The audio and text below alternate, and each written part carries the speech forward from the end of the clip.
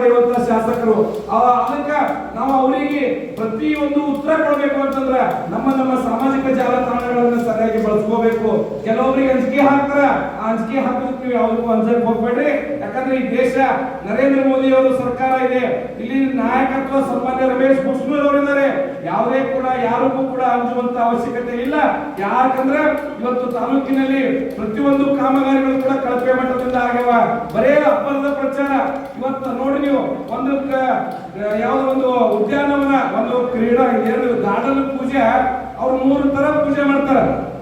ನೀವು ಅವ್ರ ಬ್ಯಾನರ್ಗಳು ಅವ್ರ ಸೋಷಿಯಲ್ ಮೀಡಿಯಾ ಯಾರು ನೋಡಿದ್ರಿ ಅಂದ್ರ ಗಾರ್ಡನ್ದಾಗ ಗಿಡ ಹಚ್ಚೋದೊಂದು ಪೂಜೆ ಮಾಡೋದು, ಗಾರ್ಡನ್ ಕಂಪೌಂಡ್ ಕಟ್ಟೋದೊಂದು ಪೂಜೆ ಮಾಡೋದು, ಗಾರ್ಡನ್ ಒಳಗ ಕಲ್ ಪಿಚಿಂಗ್ ಮಾಡೋದು ಪೂಜೆ ಮಾಡೋದು, ಅದೇ ಗಾರ್ಡನ್ಗೆ 3 ತರ ಪೂಜೆ ಮಾಡೋದು. ಹಿಂಗ ಅವ್ರು ಪ್ರಚಾರ ತಗೊಳಕತ್ತಾರ. ಜನ ಬಹಳ ಶಾಣೆ ಆಗ್ಯಾರ.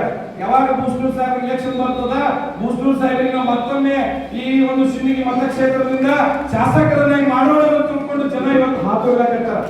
ಇವತ್ತು ನೋಡಿ ನೀವು ಆಲ್ಮೇಲ್ದಾಗ ನೋಡ್ರಿ, ಇವತ್ತು ಸಿಂದಗಿ ನಗರದಾಗ ನೋಡ್ರಿ, ಇವತ್ತು ಈ ಬಂಡ ಕಾಂಗ್ರೆಸ್ ಸರ್ಕಾರ ವಿರುದ್ಧ ಜನ ಎಷ್ಟು ಆಕ್ರೋಶ ಆಗ್ಯಾರ. ಹಳ್ಳಿಗಳಲ್ಲಂತರೂ ಕೂಡ ಮೊದಲೇ ಆಕ್ರೋಶ ಆಗ್ಯದ. ಇನ್ನು ಆಲ್ಮೇಲ ಸಿಂದಗಿ ನಗರದಲ್ಲಿ ಕೂಡ ಇವರ ಒಂದು ಕಾರ್ಯವೈಖರಿ, ಇವರ ಒಂದು ಬಂಡತನ, ಇವರ ಒಂದು ಭ್ರಷ್ಟಾಚಾರ, ಇವರ ಒಂದು ದಬ್ಬಾಳಿಕೆ ಇವತ್ತು ಜನ ಬೇಸತ್ತು ಇವತ್ತು ಬೂಸ್ಟೂರ್ ಸಾಹೇಬ್ರನ್ನ ನೆನೆಸಲಾಗತ್ತಾರ ಬಂಧುಗಳೇ.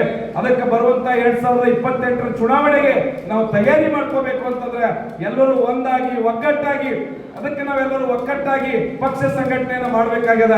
ಇವತ್ತು ನಾನು ನಮ್ಮ ಆಲ್ಮೇಲದ ಎಲ್ಲ ನನ್ನ ನಾಯಕರಲ್ಲಿ ವಿನಂತಿ ಮಾಡ್ಕೋತೀನಿ, ನೀವು ಯಾವುದಕ್ಕೂ ಕೂಡ ಇವತ್ತು ಬೇಕಾಗಿಲ್ಲ.